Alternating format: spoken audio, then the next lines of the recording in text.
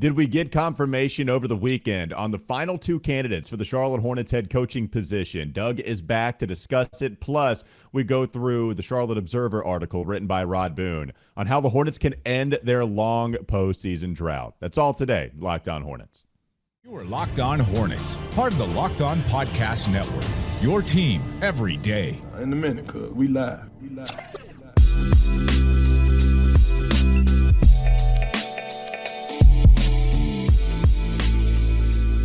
It's Locked On Hornets, part of the Locked On Podcast Network. It's your team every day. Thanks for making us your first listen. We're free and available wherever you get your podcasts, and that includes YouTube. Today's episode is brought to you by Monopoly Go. I admit it, I have a competitive side, and it is a big fan of Monopoly Go, the mobile hit twist on classic Monopoly. So join your friends and download Monopoly Go now free on the App Store or Google Play. There's Doug Branson. You can find him on his Substack, everyhornetsboxscore.com. I'm Walker Mail. You can listen to me on WFNZ every weekday from 12 to 3 p.m. Again, that's 92.7 FM.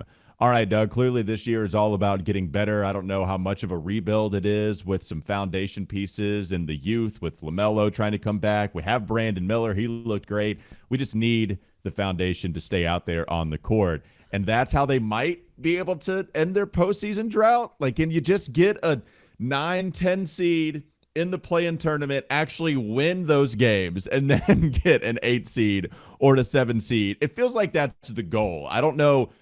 We still have a long way to go through the offseason with free agency and with the draft. How much is that rookie actually going to impact the team right away? We have a long way to go, Doug, but it feels like that's a reasonable goal to ask this team to get to the play-in and then parlay that into a possible playoff spot, which, of course, we know about their drought having not been there since 2016. Well, particularly when all you've heard from coaching staff and from front office, now a lot of that coaching staff and front office is not going to be here next season, but all you've heard from them is we have the talent.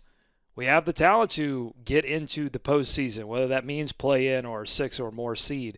They have the talent. It's all been about injuries. And, so at some point, if you say something enough times, fans are going to believe it. They're going to believe, hey, we have enough talent. The expectation next season, there's just no doubt in my mind, the expectation next season should be some kind of postseason play. It should be some kind of postseason play, but we can go to the Charlotte Observer article written, of course, by Rod Boone, who covers the team. And I know he went through some of the reasons as to why they're not there. We know some of the reasons. He also just went through maybe there being an injury disconnect here. Doug, what did you come across when reading Boone's column? Yeah, definitely go read the whole thing. It's great. Charlotte deserves shot at the NBA playoff spotlight. It's time the Hornets deliver. Strong headline there. I don't know if Rod came up with the headline. Sometimes the writers don't come up with the headlines. But that's a strong headline there from the Observer. It's time the Hornets deliver because we deserve it. Thank you. All right, here's the interesting quote, and this is a long one, but I really want to go through it because I think it's worth diving into.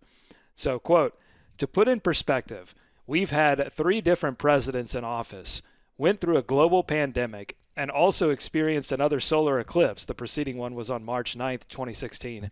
Since the Hornets played in the postseason, unquote. Want to stop there. It's been 4 presidential administrations since the Hornets won a playoff series. But he's right. I mean, it gets worse that there have been 3 presidents since the Hornets have even been in the playoffs. It is amazing. It is astounding, really, when you step back and think about it. And then something I'm not going to read here, but he brings up is that the Hornets in professional sports are like one of only 4 teams, to have this long of a playoff drought. And the Jets are in that list, the New York Jets. I mean, you can't be on – look, if you're in a list with the New York Jets, you've done something horribly, terribly no good, and that's where the Hornets are right now, Walker. Well, I think it was Evan Smoke Ludwig, who produces the Kyle Bailey Show. He tweeted out that, okay, time now for the playoffs, the annual tradition where they show the graphic of the Hornets having not reached the conference finals every single year. And it's about to be that time. So, yes, even with the little success that this team in 2 iterations have had, even in the little success that they've had, they still haven't even reached a conference finals. The only teams that have not done that, and that's across, a couple of sports where there's plenty of, there's not many teams, that have not been able to reach a semifinal. And so we just want to get back, Doug. We want to get back, and I guess the question is, does this regime view it differently than Mitch Kupchak did, to the point where they're not just happy getting there? They want to be ready to compete once they get there. I wonder if there's a different philosophy, and even if there's not a huge difference, I wonder if the messaging to fans is different in the sense that, hey, we want to get back, and maybe they don't emphasize competing once they do get to a top 8 spot. Well, to me, it's less an issue of wanting to get back and absolutely needing to get back to postseason play. And I'm going to go back to this article from Boone where he writes, they've got to end this barren stretch and assemble a consistent product that's going to be worthy of the skyrocketing ticket prices that have turned some fans off and have several season package holders unwilling to renew due to the combination of the product and the price. This new ownership group has put all of the pressure on themselves to deliver a product that can win, and I think win rather sooner rather than later. Now, they may not make the, they may not have the option to make the drastic moves that we've seen from teams in the past because the free agency market isn't flush with a lot of star power. They do have a few assets that they could play with in terms of first-round picks to upgrade this team. But the bottom line is they've got to do multiple things internally and externally to improve this team, because people are already telling these owners, no, enough's enough. Yeah. That you've doubled my ticket prices. You haven't doubled wins, right? You haven't doubled, the amount of winning, the experience of the game. You haven't doubled any of that. So until you do that, I'm not paying double the price. And when you talk about internal improvements, I think a lot of people will go immediately to the injury front, and that's where the most interesting part of this write-up comes in when Rod writes, turning it around starts with better health. The Hornets had the second most amount of missed games due to injury over the last 2 seasons, and that has to be corrected immediately.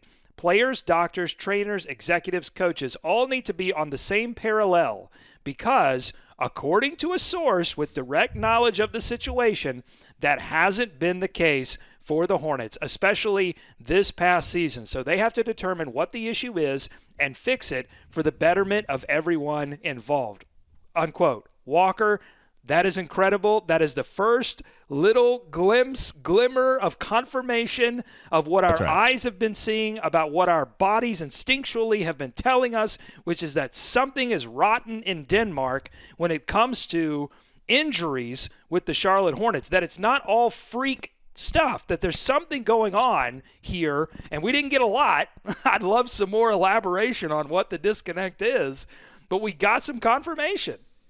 Well, and we did get some confirmation. It's the first time we've gotten it from a source that we trust. We kind of did get some confirmation a little while ago, and that was through the family of Gordon Hayward. True. If you remember that whole debacle with Gordon Hayward's wife calling out the Charlotte Hornets organization for not exactly being on the same page with Gordon, who was experiencing the injury. So this is the first time that we've actually had an unbiased confirmation from a source that we trust, from a guy that covers the team and has for quite some time. And that's important for sure. I'm glad that we got this if this was the case. But if that's true, right, that this was actually happening a couple of years ago, what was it? Was it 2 years ago? Was it last year that Gordon Hayward's wife was discussing some of the problems with the training staff? Either way, it shows that what it was the team was saying he had a bruised shoulder, if I remember correctly, and everybody, and he was out for an extended period of time. It was a lot like the Cody Martin situation, a little bit like the Mark Williams situation, although I think everyone recognized with Mark Williams that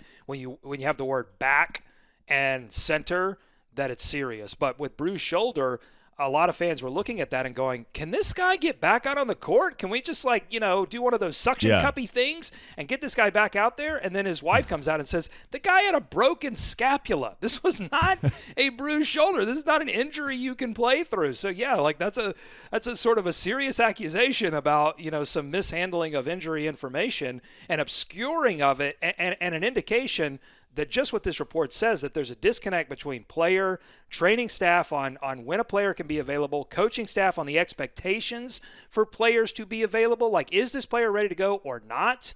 and executives as well, because I think a lot of people looked at the LaMelo Ball and Mark Williams situation and thought to themselves, like, who's making the call here? Because I see LaMelo Ball warming up a lot, and he's warming up every game. He looks to be as good as he was coming back from other injuries. Who's making the call? Is he holding himself out? Are the executives who are on the hook for his contract next season, are they holding him out?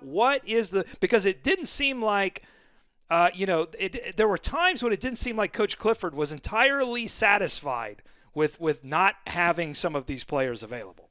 Well, and maybe for me, that is most pertinent with LaMelo Ball. I don't know how many with Cody Martin. He felt more understanding anytime that I heard him. I could be wrong, but that's what it felt like anytime he talked about Cody. And there never seemed to be any problems with Cody Martin. It just felt like anytime he ramped up, he wasn't good to go. It felt like everybody was kind of on the same page there.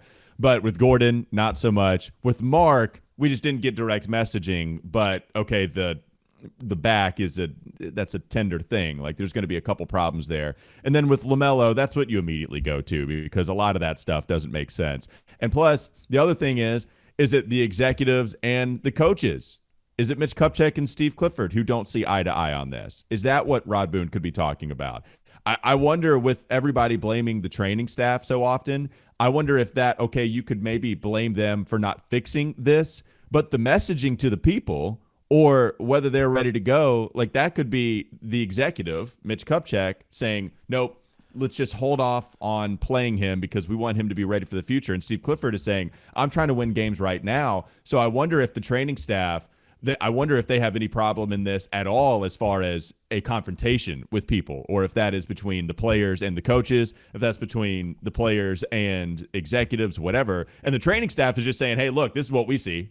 Like, well, whatever you guys want to do. But this is the information that we have. Right, because I think there's always going to be a little bit of a conflict between long-term health and short-term availability. And really, I think it's the training staff's job to get a player ready to play again as quickly as possible and to maintain that body. But you could do that and also risk the long-term health of a player's availability. So I think that's where there's this sort of swirling conflict between multiple parties, and players are obviously going to, I think certain players would advocate, hey, get me back out on the floor as quickly as possible, and there might be other players that say, well, actually I would like to have a long career in the NBA, so let's hold off. And so, yeah, I think there's a lot more to this story. I hope that Rod, I hope other people do that work for us. I hope Rod continues to get into the source and unwrap this story, because I think it's a really interesting one. Because, look, you can't go through 2 seasons like this, and we joke about it being a haunted house. And there has been some terrible, no good luck. But every team has sprained ankles. Every team has players go out. Not every team suffers the amount of injuries and the length that these injuries persist, quite like the Charlotte Hornets. Yeah, I think what I've learned with the Panthers and the Hornets over the last couple of years is that continuity is a big deal. And that's exactly what did the Panthers in over this past offseason once they fired Frank Reich 11 games into his tenure. And that seems to be what's happening the last couple of years on the injury front. If you don't have continuity, if not everybody's on the same page, then this thing goes out of whack very quickly. And I think that's happened to a couple of professional sports franchises here in the city of Charlotte. Let's move on. Hopefully we get some continuity with this new coach, whoever it may be. Coming up next on the Locked On Hornets podcast. Don't go to sleep on the Hornets just yet. Do we have confirmation on the 2 finalists for the head coaching vacancy here in Charlotte? We'll get to that in just a moment here on Locked On Hornets. This episode is brought to you by Nissan. Are you the kind of driver that likes to push things a little further? Ever wonder what adventure could be around the next corner? Our friends at Nissan have a lineup of SUVs with the capabilities to take your adventure to the next level. The 2024 Nissan Rogue is perfect for city drives and great escapes. Classic exclusive Google built-in is your always updating assistant to call on for almost anything, and gone are the days of connecting your phone. Google Assistant, Google Maps, and Google Play Store are built right into the 12.3-inch high-definition touchscreen informant system. The 2024 Rogue is the perfect midsize crossover for your next adventure. You also have the 2024 Nissan Armada. It will change what you expect from a full-size SUV. You can picture a rugged 4x4 that can seat up to 8 in first-class luxury and style, and you can tow bigger and explore further in the 2024 Armada. Take the Nissan Rogue, Nissan Pathfinder, or Nissan Armada and go find your next big adventure. Shop nissanusa.com. This episode is also brought to you by Monopoly Go. All right, game off, not on, game off. We got to pause here to talk more about Monopoly Go. I know what you're saying, flag on the play. You already talked about that, but there's just so much good stuff in the Monopoly Go game I need to tell you about. In Monopoly Go, you can team up with friends for timed tournaments where you work together to build up each other's boards. And the more you win together, the more awesome prizes you unlock. And there's so much to get. Unique stickers you can trade with your friends to complete albums for big prizes, cool new playing pieces to travel the boards with, and hilarious emojis for taunting friends when you smash their buildings or heist their vaults. Plus Monopoly Go. That's right. This thing is ruthless, man. Monopoly Go feels new and exciting every day with constantly changing tournaments and challenges. A ton include their own unique mini games like digging for treasure or a robot pachinko machine. Is that right? Pachinko? Just go find out for yourself by going to Monopoly Go. And there's always new timed events that help you win big, like massive multipliers for everything you win or rent frenzies. There's always something fun to discover in Monopoly Go. So get off of the bench. Go download it now free on Google Play or the App Store. Game on. Time now for Locked On Hornets. Doug, I did an episode on Friday. I know you listen because even if you don't appear on the podcast, you always listen. I know you say that constantly, so I appreciate that. But just for the people out there that might have missed it because you're busy, on Friday I did an episode where I discussed how it seemingly looked like that the Charlotte Hornets had two finalists for their head coaching vacancy, J.J. Redick and Charles Lee. Well, it seems like that was confirmed by Evan Sidery. If you believe Evan Sidery, it feels like it was confirmed by him. Well, I mean, so are you saying that you had the opportunity at the Sidery scoop and Evan Sidery? I'm looking up this exact scoop here for a second. But so you had the chance at the Sidery scoop and you just didn't go strong enough. You could have gone on the show on Friday and said that J.J. Redick and Charles Lee are the two finalists, and you could have been aggregated. The show could have been aggregated. Instead, you allowed us to be scooped by Evan Sidery, who tweeted, J.J. Redick and Celtics lead assistant Charles Lee are viewed as the finalist for the Hornets head coach vacancy. Redick, who has a strong desire to get into coaching, and Lee will have second interviews soon with Charlotte's front office to decide. Evan here did not even put sources say. You didn't even have to. That's right. But that's what I'm saying. Right. Now, Evan does cover the NBA for Forbes Sports, Sporting News, Athlon Sports, Minute Media, LTD, and was, I think, the host of the Locked On Suns podcast. But you allowed this show to be scooped, a Sidery scoop, because you didn't go strong enough. How dare you? I could have just tweeted with zero sources like Evan Sidery did. I could have just said, hey, look, I just a simple tweet. Yeah, and plus, what's great is that he says they're viewed. It's a beautiful thing, Doug, because I can't argue with it. Like, I don't – the confirmation seems strong to say that this was confirmed over the weekend by Evan Sidery, despite not seeing it confirmed by anybody else. Yeah, maybe we stay away from that word if you want to. Feel free to use it if you want to as well. I will stay away from it, but it's a beautiful thing when you say, oh, look, they're viewed as this. It's very like toe in the water type reporting, which is fine, but that's how I took it. On Friday, I said, look, seemingly so. Like if I had to guess, it looks like it's coming down between J.J. Redick and Charles Lee, and then I broke down the pros and cons and played some sound and stuff. But yes, it looks like these are the two guys that are last in what is a very extensive coaching search that they've interviewed quite a bit of assistants and other figures. I want to hear some of the sound that you played on Friday because I think I don't know that a lot of people heard it. Friday shows are always tough. It has nothing to do with you. It has nothing to do with me not being on the show. I didn't listen. That has everything to do with me not being on the show.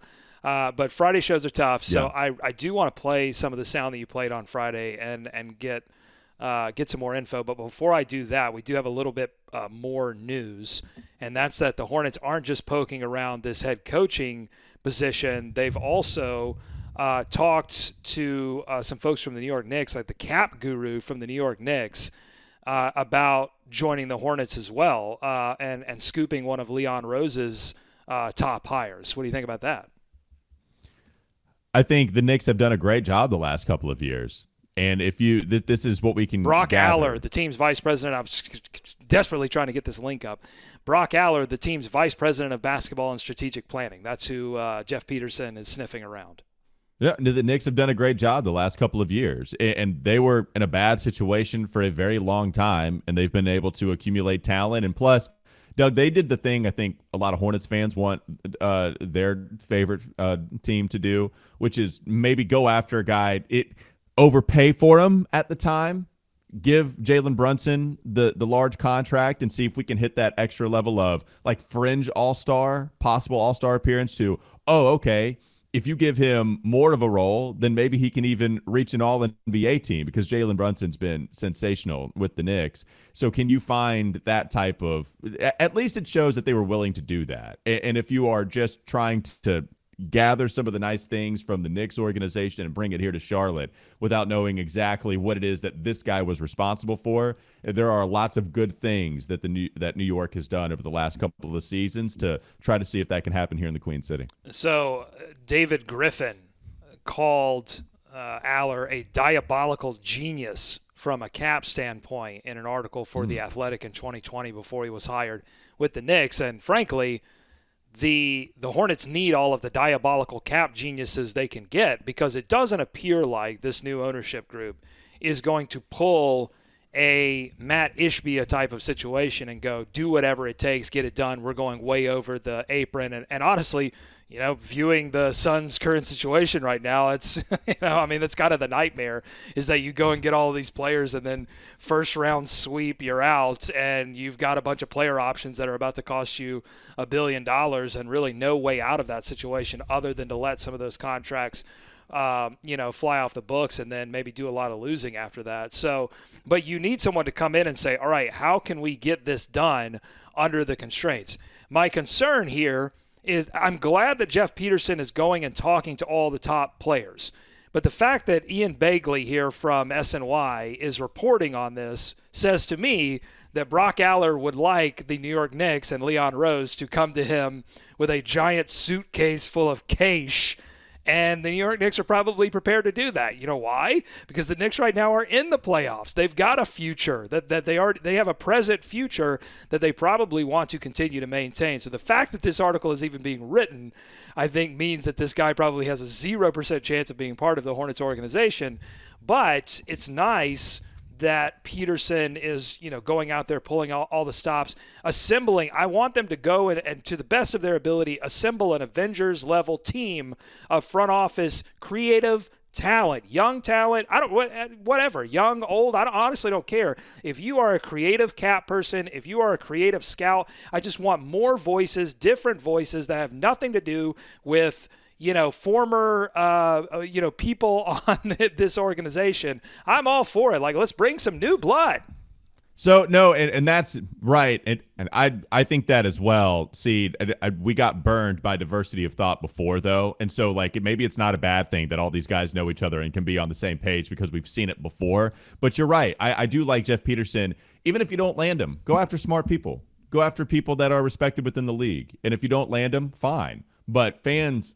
if you do this long enough and then you never land them, then that will frustrate fans. But at least at the beginning stages, when you haven't even been a GM of the team for, a few months at this point, that's it. When you haven't been it for a full season, it's okay to go after these names and swing for the fences and try to hit doubles and figure out if you can bring home some smart people to this Hornets franchise. Maybe Charles Lee is that guy because he's also very respected, and there's a reason that he's been in coaching circles and coaching interviews for the last couple of years as well. I did play some audio. I don't think we've gotten to know Charles Lee as a candidate all that well, Doug. And I think Hornets fans have wanted to figure out what he's all about. We can read these athletic articles.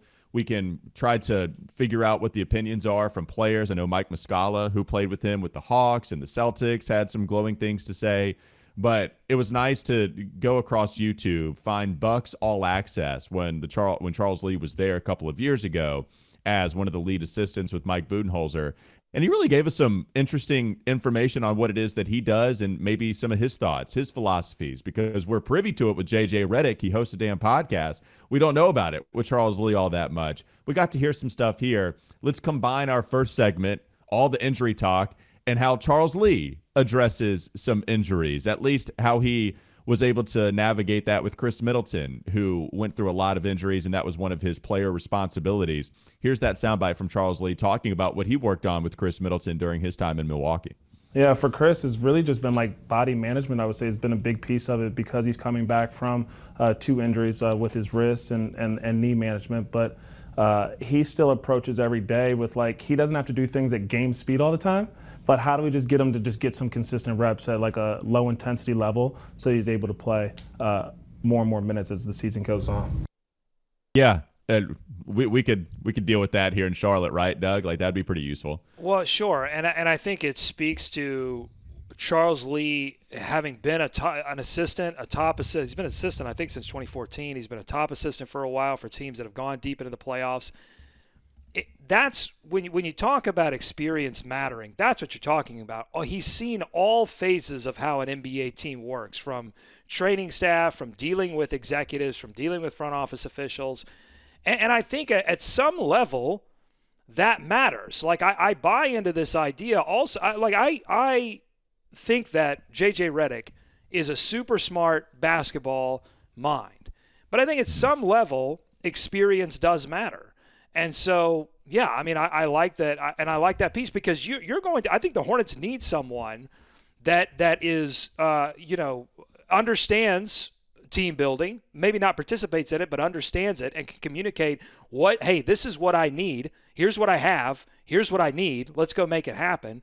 You've got to have someone that understands the training staff and all of the mechanics that go behind that because of the injury situation that the Hornets have been they're going to continue to be dealing with into this next season. And you have to have the X's and O's. It's got to be you've got to have somebody that knows all of those things. And I think Charles Lee checks so many of those boxes.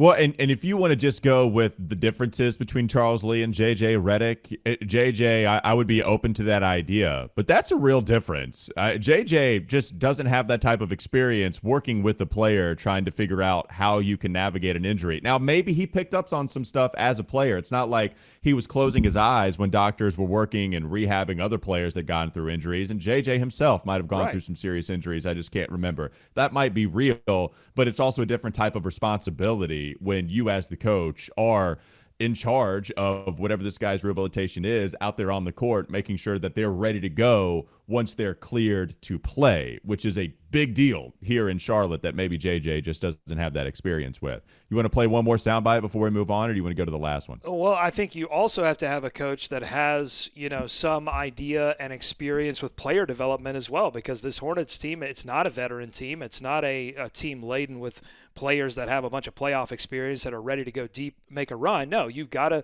develop some young players as well. So here's a clip on his experience with scouting.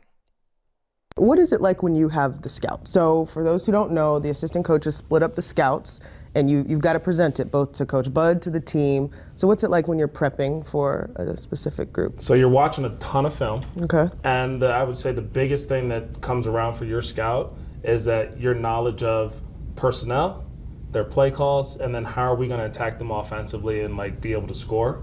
And after all this film that you watch, you have to be able to put together this presentation in a really concise manner. Yep. And that's probably one of the hardest things. But I think over time you understand what does coach need, and then from coach's direction, now you're delivering that message to the team. To the players. And when we have our coaching staff meetings, we'll disagree about some things. Naturally. But I think as soon as that door closes and we got to go out to the court, we're all on the same page, and we know what our adjustments are and what our starting coverages are, and then we kind of just go from there. Okay, my fault. That was not on player development, but you did hear, it was more on scouting other teams, but you did hear, watch a ton of film. Oh, I love a coach that watches a ton of film. That was Clifford. Clifford watched a ton of film. So does Steve. I was about to say, so does Steve Clifford. He likes a good film junkie. Maybe we play the other soundbite on the other side of the break, but we also have to bring it back for the first time in a while. Coming up next on the Locked On Hornets podcast. Don't go to sleep on the Hornets just yet. We rummaged through the Sicko Satchel, not the Sicko sound off, because it's very different. Guys, I've been trying to tell Doug this. It's very different from the Sicko sound off. We rummage through the Sicko satchel on the other side of the break. Coming up next, Locked On Hornets. This episode is brought to you by DoorDash. It's never too late to show mom your love this Mother's Day with DoorDash. Surprise mom with flowers, gadgets, and self-care essentials all in one place delivered right to her door. My mom loves DoorDash, and so I might be also jumping in on this deal. Plus, I love DoorDash. I've always had great experiences with their customer service. If something possibly goes wrong, which it never does, customer service has always been helping me out, and so I really appreciate DoorDash. And you can get all your Mother's Day gifts all in one place, and you can get 50% off your next order, up to $15 when you spend $15 plus on your next flour, convenience, grocery, or retail order now with code LOCKEDONNBA. That's code LOCKEDONNBA, and you can order using DoorDash today. Terms apply. Big thanks to DoorDash for always helping me out, and you can get in on this too, especially for Mother's Day. It will make for a perfect gift. One more segment to go. Locked On Hornets. No, you played the wrong soundbite, but it's still interesting. Hold on. Now, I saw scouting. I saw scouting on the little text for the soundbite, and that to me read, scouting for the draft, scouting other players. Not what it was. So that's not my fault. Okay, you have a baby as well. But the scouting sound, that was also interesting. We were discussing more player development, which I also wonder if that's going to be a part of his identity. That was kind of what it was supposed to be for James Borrego. If you remember, lots of talk around Malik Monk because fans wanted Malik Monk to play immediately and develop him. And so maybe people don't like that parallel, making the comparison to Charles Lee and James Borrego. But we liked the hire at the time, right? And just because it didn't work out with Borrego doesn't mean it's not going to work out with Charles Lee, and they're very different people. I would be cool with player development, but it seems like I just ruined it with your reaction to what I just said, or maybe you came across something else. No, you just reminded me when you said Borrego, and I'm not even kidding. This is not like a show thing or a bit or whatever. Last night, I had a dream. This is how much of a sicko I am. I dream about the Hornets. I dream about this show. I had a dream that we were doing the show, breaking news, Hornets rehire James Borrego. I think I did a whole segment in my dream. I also wasn't wearing pants. In real life or in the dream? In the well, both, but in the dream, yes. I was completely naked while talking about the fact that the Hornets had rehired James Borrego. So somewhere, that just tells you that somewhere in my sicko subconscious is this idea that the Hornets, Hornets' time is a flat circle, that they will make every mistake again and again and again for all eternity until something breaks the cycle. And whether it's J.J. Redick or Charles Lee, I don't really care. I just want someone to come in, including Jeff Peterson, and break the cycle that the Hornets have been in for 4 presidential administrations. Okay, do you want to play the Grayson Allen sound before we go to the Sicko Satchel, which is actually about player development? All right, let's do it. Here's Charles Lee talking about. We've talked about expanding his game. I thought last year in the playoffs, having Chris hurt, he had to play a little bit more pick and roll. We put him in some more DHO actions, and so this summer the focus was let's hunt more threes. How do we get our body ready, our early shot prep together, and then also how are we making pick and roll reads, DHO reads, and just feeling more comfortable versus different coverages. We've seen that a lot, which I think is pretty cool. Oh, man. Yeah. I agree with you. And so, it's really cool to see him now start to come into his own and have more force when he's driving the ball and his paint finishing percentage go up and stuff. Yeah. So. Man, that screams Brandon Miller to me, right? Yeah. I mean, I know it was whole clunky. I want to get past the clunkiness. But Brandon Miller, that's what it seems like to me. Driving with more force, making the right decision in pick and roll, your paint percentage at the rim, your shots going up. Hell yeah. Apply that to Brandon, and that would be a perfect, beautiful thing, and apply it to everybody. But really, to me, LaMelo comes to mind when I hear the Chris Middleton soundbite, and Brandon Miller comes to mind when I hear the Grayson Allen soundbite. And that's a perfect marriage because those two are your best players right now. I would love it if we had that. If they hired Charles Lee, I would hope he'd bring all of that stuff here to Charlotte. When he said in the playoffs, everything after that was a hum. I hear in the playoffs, and I love it. I mean, he's been in the playoffs. I want to be in the playoffs, and I think whatever experience he could bring. Redick has played in playoff series. Again, I've been preparing everyone for the zag. that they go JJ Redick, and that, and that might be a more affordable option, when you're talking about a guy who has not been a top name in any of these conversations, has not been an assistant coach. Charles Lee is where he is because he's interviewed for other teams, and he was almost the pick. And they went a slightly different direction. But you look, this is the sort of natural progression of things. You become an assistant, then you become an elite assistant, and then you do these interviews, and you go through all of these steps until someone finally makes a decision on you. And so Charles Lee is almost there. I've been preparing folks for the Zag, but I really want them to zig. I really feel like in this particular instance, he's said all the right things. People are saying all the right things about him, and I think the Hornets, it would be a valuable thing to have that experience in-house. All right, let's rummage through the Sicko Satchel. We don't have a lot of time, and I want to hear what the people have to say. Or maybe this is you contributing to the Satchel, Doug. Tell the people what it's all about. The Satchel can mean many different things. It can mean that people are giving us questions, but that's not what it means today. Today I'm going to give you 2 names out of the Satchel, and I would like you to pick one of those names, and then that will provide us with either maybe a piece of content, a story. So we'll see. And the 2 names are Grant Williams or Matt Geiger. Come on, you know the answer to this. Give me Matt Geiger stuff. I want to hear it. All right, so this was a tweet from 90s NBA, and you can there's some audio component here too, but if you want to see the video, you're not going to get the full impact of what's about to happen until you see the video. So please go to YouTube, subscribe to the channel, even if you don't plan to watch there. Subscribe, like the video, all that good stuff. But the image that you're seeing right now is of Matt Geiger with that beautiful shaved head of his. And that shaved head came from a playoff, basically a team playoff coming together moment where they all shaved their head for the playoffs. And this is from @NBA 90s on Twitter, and it's a news report. Let's check it out. The Hornets, all 12 team members, decided to shave their heads in preparation for this playoff series with Atlanta. The Hornets aren't a good team, and now they are a whole lot uglier. You want to make sure that everybody's on the right page. It's just, like I said, a team thing. We want to look the same, go in the playoffs ready, and start a new thing, because we lost 4 in a row so against Atlanta. So we now, kind of have to do a new thing. There you go. That report. When he's writing that, I don't like. This isn't even. Oh, well, it's a different time. No, that'd be hilarious today. That was hilarious then. It's hilarious today. Him working on his lead-in to his footage, saying the Hornets aren't a good basketball team, and now they just got a whole lot uglier. Now they're a whole lot uglier. I love that voice. A perfect back to TV. You. Yeah, back to you in the studio. It's a perfect voice. If you recognize, if you are a fan of the show and you were watching local news at the time, because there's no on the video, there's no CBS, ABC, indicator of what news broadcast this was from. Although there was a lower third. I'm going to check that out. But if you know that voice, if you recognize that voice, please let us know. I'd be really interested in who was doing that, because they had the pitch perfect voice for that kind of thing.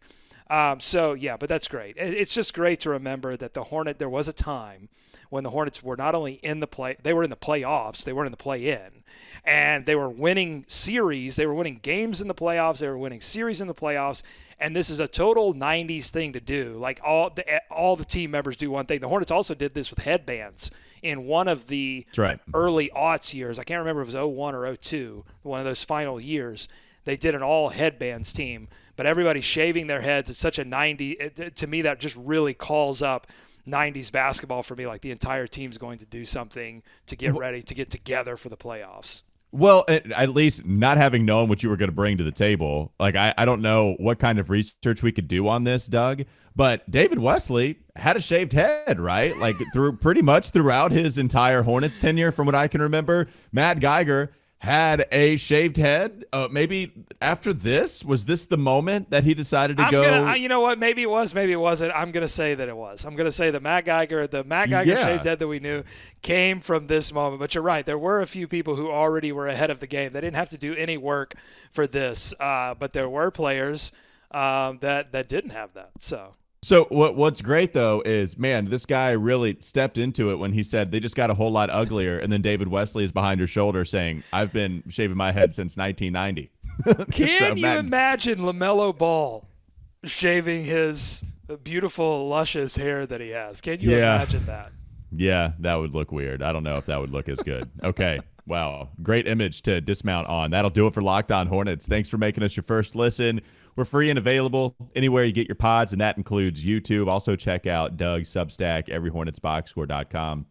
Listen to me on WFNZ every weekday from 12 to 3 p.m., 92.7 FM. I'll just tell you right now, I'll shave my head. Rick Schnall, Gabe Plotkin, if you make the playoffs, I'm not talking play-in, I'm not talking about postseason. If you make the playoffs, I will shave my head. That's how desperate, that's how sick I am. I will call back 1998. If you do that for me next season, I will do it. I will shave my head.